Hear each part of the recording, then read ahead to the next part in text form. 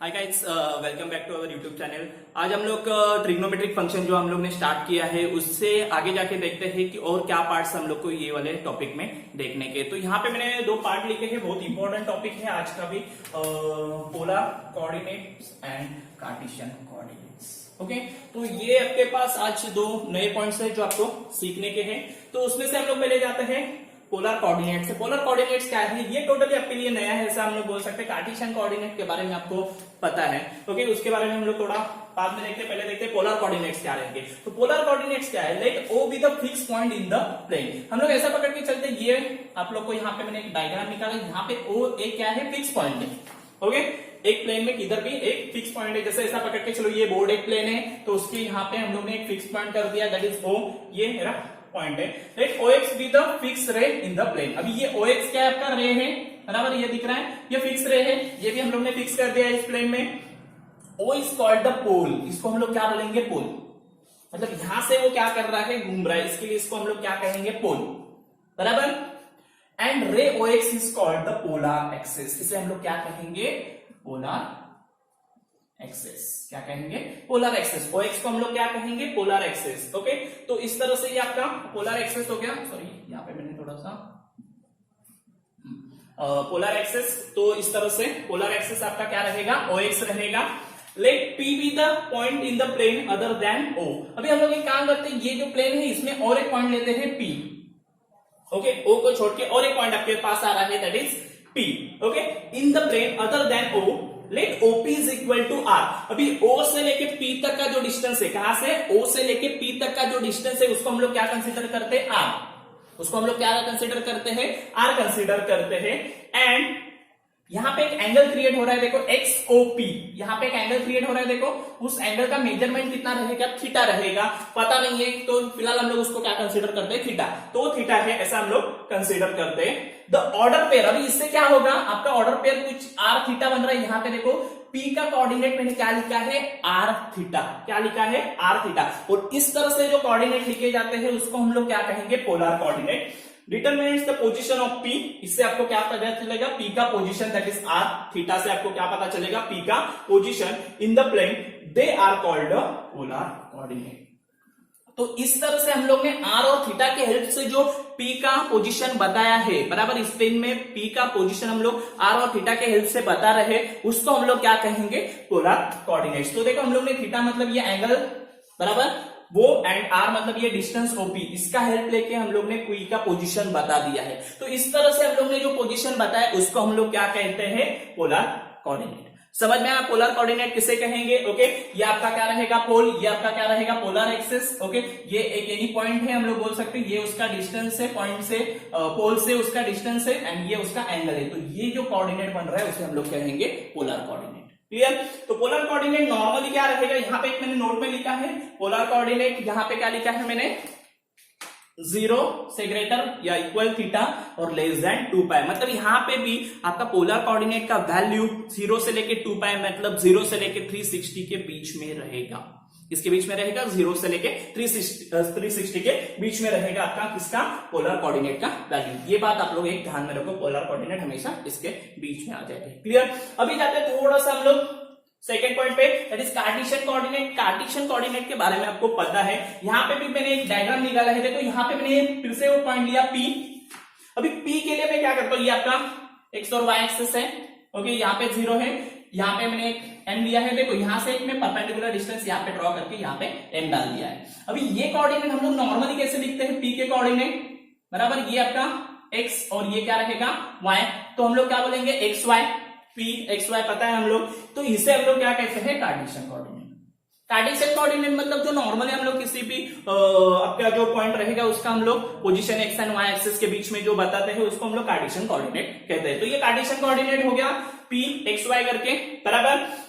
अभी मैंने क्या किया, सेम उसको फिर से यहां से एक लाइन ड्रॉ कर दिया, OP बना दिया और उसको R लिख दिया, जैसे यहाँ पे किया था वैसे ही यहाँ पे कर दिया, बराबर। लेकिन ये मैं क्या कर रहा हूं, यहाँ पे क्या लिखा है, ये मेरा कार्टेशियन कोऑर्डिनेट है और यहाँ पे मैंने R थीटा लिखा है, तो ये मेरा क्या है, पोलर कोऑर्डिनेट। अभी इसके बीच में हम लोग एक रिलेशन क्या क्रिएट हो रहा है वो देखते हैं। तो ये x हो गया, ये y हो गया और इस तरह से ये। अभी इस डिस्टेंस को भी मैं क्या कंसीडर करता हूं, R। तो इसका मतलब P का यहाँ पे भी पोलर कोऑर्डिनेट क्या बन जाएगा, आर थीटा।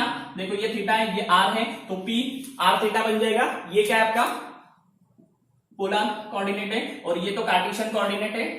यहाँ पे एरो इधर लगा देते हैं, पी एक्स वाई, ये आपका क्या है कार्टेशियन कोऑर्डिनेट, वो क्या है आपका पोलर कोऑर्डिनेट। अभी देखते हैं इसके बीच में क्या रिलेशन क्रिएट हो रहा है, और ये बहुत इंपॉर्टेंट है पार्ट, जो आपका पोलर कोऑर्डिनेट और कार्टेशियन कोऑर्डिनेट है उसमें क्या रिलेशन क्रिएट हो रहा है। तो यहाँ पे देखते हैं, पहले हम लोग कुछ रेशो निकालते हैं, cos थीटा sin थीटा निकाल के देखते हैं क्या रहता है। आपको पता है cos थीटा का फॉर्मूला क्या आता है, एडजेसेंट साइड अपॉन हाइपोटेन्यूज, बराबर क्या आता है, एडजेसेंट साइड अपॉन हाइपोटेन्यूज। तो देखो अगर यहाँ पे थीटा है तो ये का क्या है एडजेसेंट साइड, और ये आपका हाइपोटेन्यूज। मैंने बताया था यहाँ पे 90 क्रिएट हो रहा है, और 90 के अपोजिट वाले साइड को क्या कहते हैं हम लोग, हाइपोटेन्यूज। तो ये क्या है एडजेसेंट अपॉन हाइपोटेन्यूज, तो x अपॉन r हो जाएगा। क्लियर। अब ये हम लोग r को यहाँ पे डाल देते हैं, r यहाँ पे डिवाइड कर रहा है, यहाँ पे आके क्या करेगा cos थीटा को multiply, that means x is equal to r cos theta.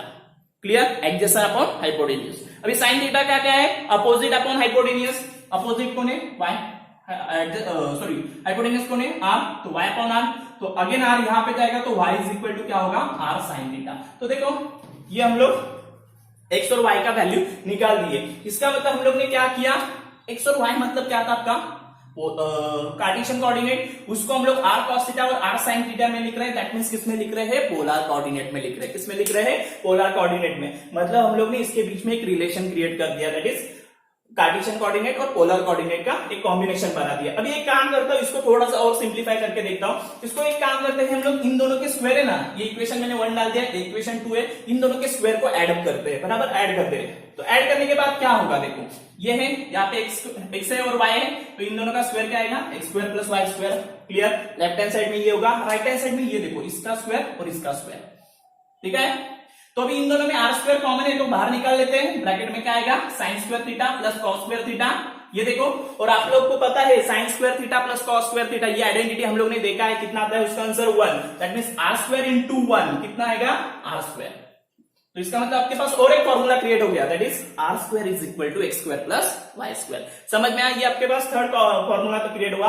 ये ऊपर हम लोग ने दो दिखे, x is equal to r cos theta and y is equal to r sine theta. अभी लास्ट में देखते हैं मैं क्या कर रहा हूं, 2 डिवाइडेड बाय 1, ये इन दोनों इक्वेशन का डिवीजन कर लेते हैं। तो डिवीजन करने के बाद यहाँ पे होगा sine theta upon cos theta, बराबर, और इन दोनों का that is y upon r x upon r, y upon r x upon r।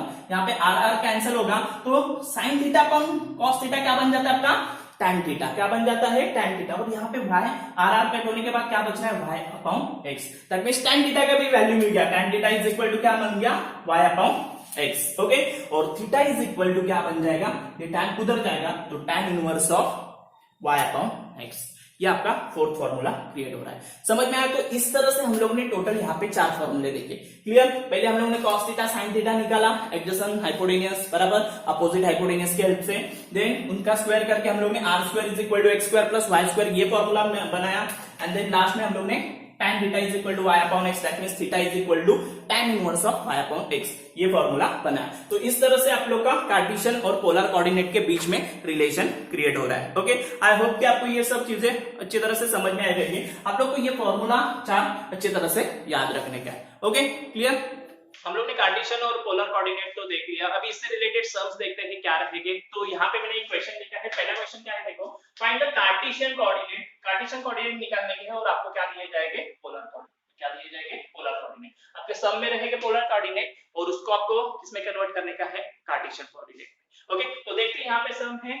तो पहला सम में 2 एंड π/4 दिया गया है। ओके, उसमें से आपको पता है ये क्या है आपका पोलर कोऑर्डिनेट, और पोलर कोऑर्डिनेट हम लोग ने कैसे लिखा था, r और थीटा में लिखा था।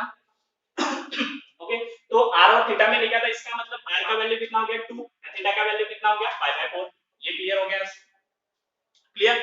अभी आगे जाते हैं। आगे आपको इसका क्या करने का है, ये आपका क्या है पोलर कोऑर्डिनेट, उसका कार्टेशियन कोऑर्डिनेट। तो कार्टेशियन कोऑर्डिनेट के लिए मैंने क्या बोला था, x और y निकालने का। तो x और y का फार्मूला आपके पास था, x is equal to r cos theta, y is equal to r sin theta, बराबर। ये वैल्यू पे हम लोग r और थीटा का वैल्यू पुट कर देते हैं। तो देखो x is ऐसे लिखेगा, x is equal to r के जगह पे मैं क्या लिखूंगा 2 cos थीटा का वैल्यू कितना है π/4। क्लियर।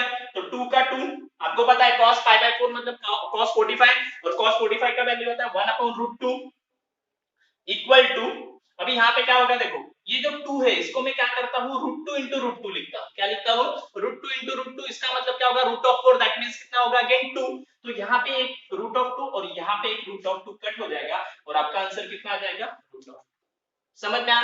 सिमिलरली हम लोग को क्या करने का, y का कोऑर्डिनेट निकालने का। y का फॉर्मूला आपका रेडी था r sin थीटा, r की जगह पे 2 sin थीटा का वैल्यू है π/4 2 into इसका भी वैल्यू 1/√2 आता है, sin 45 का भी वैल्यू 1/√2 आता है, तो इसको भी सेम करेंगे √2 यहाँ पे भी कैंसिल होगा और आपका y का वैल्यू कितना आ गया √2। इसका मतलब x का भी वैल्यू √2 और y का भी वैल्यू √2। तो आपको क्या मिल गया है अभी आपका कार्टेशियन कोऑर्डिनेट। हम लोग फाइनल आंसर लिख रहे हैं, the required Cartesian coordinates are √2 that is x and √2 y।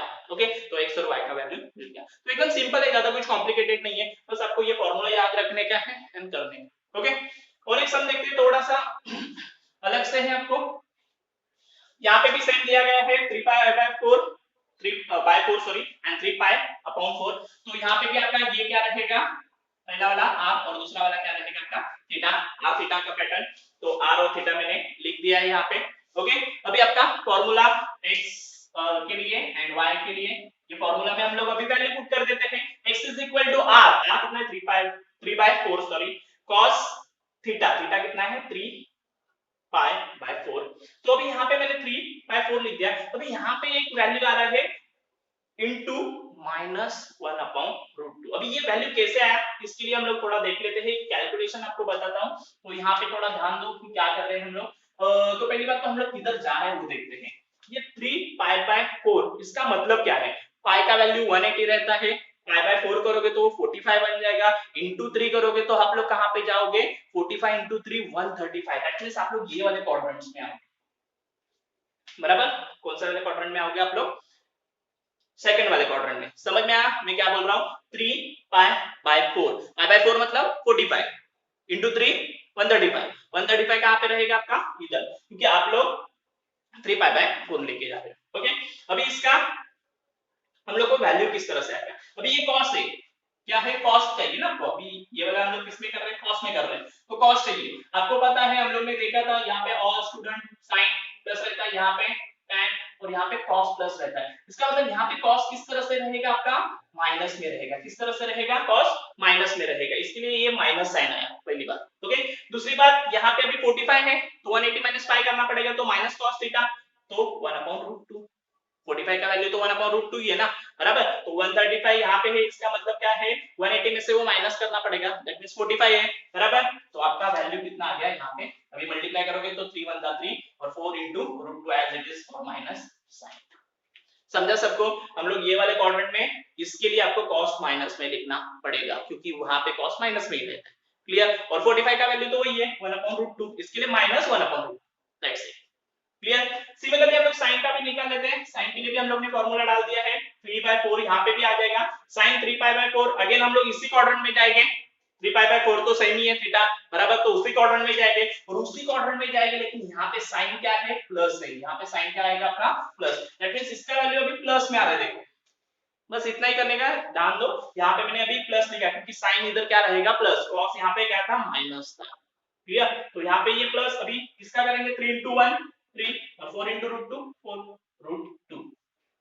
तो इस तरह से इसका भी वैल्यू आ गया। तो हम लोग अपने कार्टेशियन कोऑर्डिनेट निकाल दिए हैं, रूट माइनस 3/4√2 एंड 3/4√2।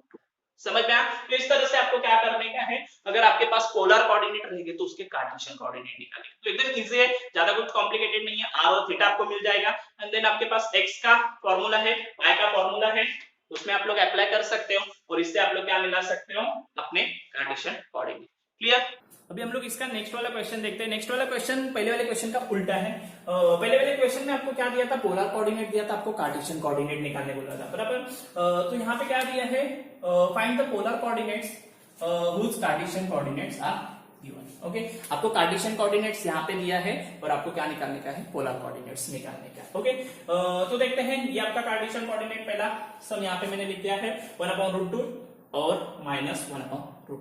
ओके, तो पहले हम लोग देखेंगे ये कार्टेशियन कोऑर्डिनेट है, मतलब एक्स वाई है, तो ऑब्वियसली कौन से तो क्वाड्रेंट में बिलोंग करेगा। अभी इसमें x प्लस है y माइनस है, आपको पता है x प्लस y माइनस, यहाँ पे क्या रहते हैं दोनों प्लस, यहाँ पे माइनस प्लस, यहाँ पे माइनस माइनस और यहाँ पे प्लस माइनस, बराबर। तो इस तरह से प्लस माइनस, इसका मतलब ये कौन से क्वाड्रेंट में जाएगा, फोर्थ वाले क्वाड्रेंट में जाएगा, बराबर। ये कौन से क्वाड्रेंट में जाएगा, फोर्थ वाले क्वाड्रेंट में। तो यहाँ पे हम लोग ने वही लिखा है, ये कहाँ पे आ रहा है, फोर्थ क्वाड्रेंट में आएगा। तो पहला सेंटेंस मैंने वही किया, from the coordinate given point we observe that the point lies in the fourth quadrant. समझ में आया फोर्थ क्वाड्रेंट कैसे आएगा, खाली साइन देखने का है बस। ओके तो चलो अभी हम लोग अपना इसको किस में कन्वर्ट करने का है, तो आपको पोलर में कन्वर्ट करने का है। तो पोलर में आर है तो आर का हेल्प लेते हैं। आर कैसे निकालने का, इसका फॉर्मूला मैंने आपको थोड़ी देर पहले बताया है, r square is equal to x square plus y square. Okay तो ये फॉर्मूला है, आर स्क्वायर का आर स्क्वायर, एक्स स्क्वायर का वैल्यू है 1/√2 उसका स्क्वायर, प्लस वाई स्क्वायर इसका भी वैल्यू -1/√2 है।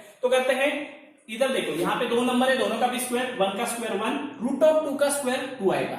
रूट में किसी भी नंबर का स्क्वायर क्या आता है, वही नंबर आता है, तो ये 2, और माइनस का भी स्क्वायर हमेशा प्लस आता है, और सेम नंबर है तो इसका भी स्क्वायर क्या आएगा 1/2। यहाँ पे भी 1/2, वहां पे भी 1/2। क्लियर, क्योंकि 1/√2 का स्क्वायर है, 1 का स्क्वायर 1, √2 का स्क्वायर 2, किसी भी रूट का नंबर का स्क्वायर वही नंबर आ जाता है। ओके एंड इस हाफ प्लस हाफ कितना होगा 1। क्लियर, अभी हम लोग एक्स और आर का, वाई का जो फॉर्मूला है उसमें डाल देते हैं, x is equal to r cos theta, y is equal to r sine theta.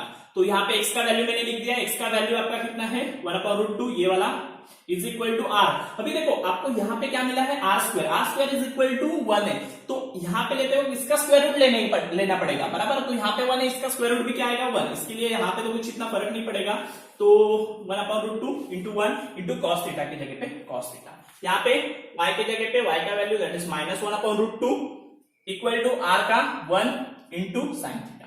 Clear, अभी ये इधर मल्टीप्लाई कर रहे हैं, इधर आके डिवाइड करेंगे, लेकिन उससे कुछ फर्क नहीं पड़ेगा, क्योंकि इधर आएगा तो भी 1 से डिवाइड करके भी मतलब नहीं, सेम नंबर आएगा। तो ये cos theta is equal to 1/√2, sin theta is equal to -1/√2।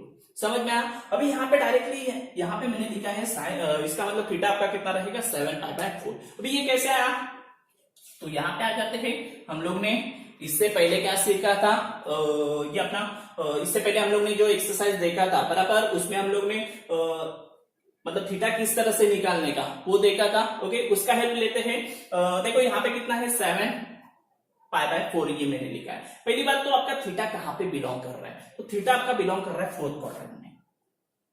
Okay ये वाले क्वाड्रेंट में आपका थीटा क्या कर रहा है, बिलोंग कर रहा है। ओके अभी दूसरी बात, यहाँ पे थीटा बिलोंग करेगा, तो यहाँ पे हम लोग किस तरह से वैल्यू निकालते थे, याद है general solution, principal solution, yes, उसके हिसाब से। तो यहाँ पे जाने के लिए आपको क्या करना पड़ता है, 2π माइनस करना पड़ता है थीटा। थीटा आपका कितना है π/4, बराबर ना, आपका थीटा कितना है π/4 ना, ये 1/√2 किसका वैल्यू है π/4 का है ना, साइन थीटा और कॉस थीटा में 1/√2, साइन थीटा 1/√2 और कॉस थीटा 1/√2 किसके लिए आता है π/4। इसको अगर क्रॉस कर दोगे तो 8π माइनस π/4 दैट इज कितना आ गया 7π/4। समझ में आया, ये 7π/4 कहां से आया। क्लियर, और एक बार रिपीट करता हूं, देखो सिंपल सी बात है, 1/√2 -1/√2 फोर्थ क्वाड्रेंट में है, ये बोला है। और फोर्थ क्वाड्रेंट में आप लोग कैसे जाते हो, 2π माइनस करके जाते हो, ये मैंने आपको बताया था जनरल सॉल्यूशन, प्रिंसिपल सॉल्यूशन के टाइम पे। तो वही हम लोग π/4 यहां से माइनस करेंगे, तो 8π माइनस π 7π/4, तो आपका क्यू थीटा का वैल्यू मिल गया। और अभी आपको पता है आपको क्या लिखने का, इसका पोलर कोऑर्डिनेट कैसे लिखा जाता है, आर थीटा, तो आर का वैल्यू 1 है और थीटा का वैल्यू कितना है 7π/4। समझ में आया सबको। ओके तो इस तरह से ये होने वाला है। अभी नेक्स्ट वाला देखते हैं, नेक्स्ट वाले सम में आपको देखो क्या दिया है, 3/2 है एंड यहाँ पे है 3√3/2। ओके अगेन पहले पे साइन देखते हैं, साइन क्या है इसका, दोनों का भी प्लस साइन है, दोनों का भी साइन कौन सा है प्लस साइन, दोनों रहेंगे तो कौन से क्वाड्रेंट में आएंगे, ये देखो फर्स्ट क्वाड्रेंट, यहाँ पे मैंने आपको बताया क्वाड्रेंट कैसे पहचानने का, फर्स्ट क्वाड्रेंट में आ जाएगा। ओके अभी हम लोग आर निकालते हैं, आर के लिए फॉर्मूला है x² प्लस y²। तो x² मतलब इसका स्क्वायर 3/2 का स्क्वायर, और y² मतलब इसका स्क्वायर, बराबर। इसमें देखो अभी थोड़ा सा ध्यान दो, 3 का स्क्वायर 9, 2 का स्क्वायर 4। क्लियर, 3 का स्क्वायर 9, 2 का स्क्वायर 4। ओके अभी यहाँ पे 2 का स्क्वायर नीचे 4 लिख दिया मैंने। यहाँ पे देखो, यहाँ पे दो नंबर है 3 और √3 कितना है 3 एंड √3, दोनों का भी स्क्वायर करना पड़ेगा, दैट इज 3 का स्क्वायर आएगा यहाँ पे थोड़ा सा ऊपर लिख देता हूं 9 और रूट ऑफ 3 का स्क्वायर आएगा 3। मैंने अभी बताया था कि रूट में किसी भी नंबर का स्क्वायर क्या आता है, वही नंबर आता है। तो ये हो जाएगा 9 इंटू 3 और इसके लिए यहाँ पे मैंने कितना लिखा है 27। समझ में आया 27 कहां से आया? अभी देखो दोनों का बेस सेम है तो वन टाइम लिख सकते हैं और ऊपर इन दोनों का क्या है एडिशन, क्या है 27 प्लस 9 कितना आएगा 36 और 4 से 36 को डिवाइड कर दिया तो आर स्क्वायर कितना मिल गया आपका 9। आर स्क्वायर कितना मिल गया 9। अभी हम लोग जाते हैं एक्स और वाई का वैल्यू की तरफ। एक्स इज इक्वल टू ये and y is equal to r sine theta, ये हम लोग को पता है। अभी वैल्यू पुट करते हैं एक्स के जगह पे 3/2, देखो ये एक्स, वाई के जगह पे 3√3/2। आर देखो यहाँ पे आर स्क्वायर कितना आया है 9, आर स्क्वायर कितना आपका 9। ओके तो आर कितना आएगा 3 स्क्वायर रूट बराबर cos theta sin theta. Okay ये 3 यहाँ पे मल्टीप्लाई कर रहा है, इधर आके डिवाइड करेगा 3/√2 पहले सॉरी 3/2 तो पहले से था इंटू ये आ गया 3 सॉरी डिवाइड बाय 3 आ गया। यहाँ पे भी सेम होगा, ये यहाँ पे आ जाएगा देखो डिवाइड करने के लिए तो ये 3 कट हो जाएगा √3/2 आ जाएगा यहाँ पे और यहाँ पे 3 कट होने के बाद 1/2 आ जाएगा।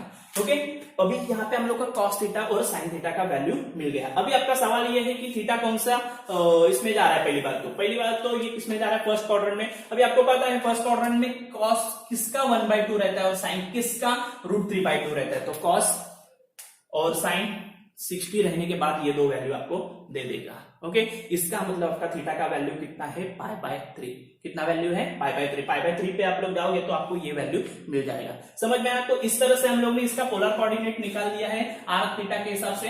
आर का वैल्यू आपके पास है, आर का वैल्यू कितना है आपका 3, जैसे कि आर स्क्वायर 9 है तो आर का वैल्यू कितना रहेगा 3 और थीटा का वैल्यू कितना है π/3। तो इस तरह से हम लोग ने पोलर कोऑर्डिनेट निकाल लिए है कार्टेशियन कोऑर्डिनेट के टाइम, मतलब हेल्प से बराबर। तो हम लोग ने दोनों में पैटर्न देखे, कार्टेशियन कोऑर्डिनेट से पोलर और पोलर से कार्टेशियन कोऑर्डिनेट। ओके तो ये वाला पार्ट यहाँ पे ही फिनिश हो रहा है। आई होप कि आपको ये सब चीजें अच्छी तरह से समझ में आई रहेगी। तो बस आज के लिए इतना ही रहेगा। Thank you.